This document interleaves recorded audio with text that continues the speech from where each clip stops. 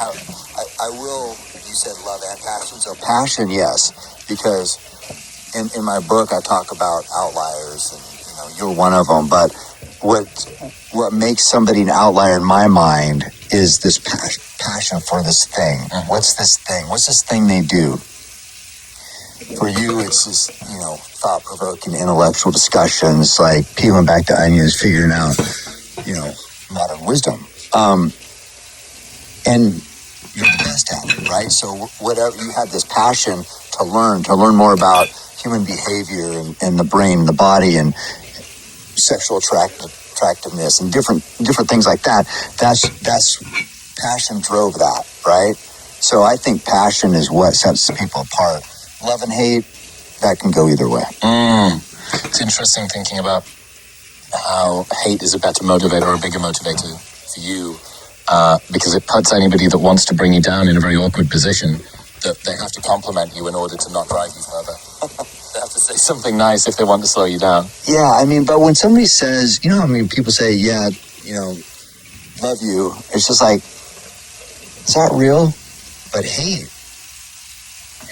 That's usually pretty real. It's real. Yeah. That's a good point. People are flippant with their love, but they're not that flippant with their hate. If they hate you, that means something. That's deep. That's why it's like, I think that's why that drives me. That's fascinating. Yeah, I've never considered that, maybe because it's sort of socially desirable to sort of say that you love something. Typically, you don't want to be seen as a hater all that much. Yeah. That there is maybe more emotional activation in someone's hatred than there is in someone's love. And you're like, holy fuck, like I got to this person.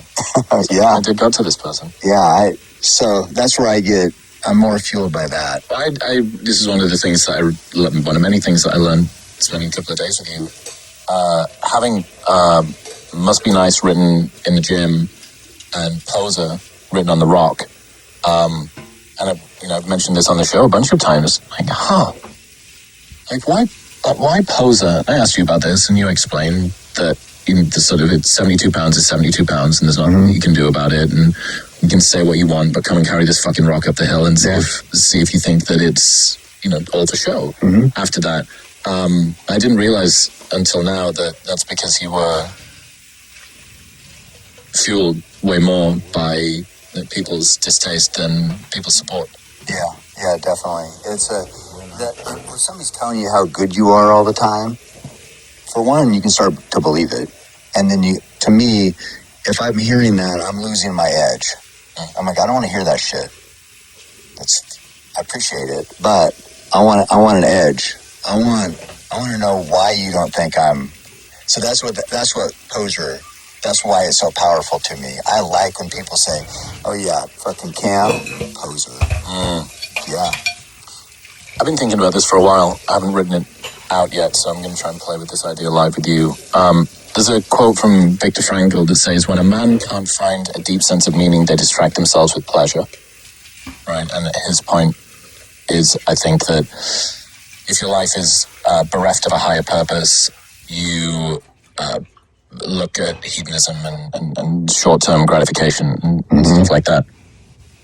I think there's an inverse, and I think that you and maybe me as well are good examples of the inverse, that when a man can't find a deep sense of pleasure, they distract themselves with meaning. And that if your day-to-day experience of life, I don't know, just sort of joy and like play and ease and fun and lightness, if that's just not what you grew up being taught, or that's not sort of your psychological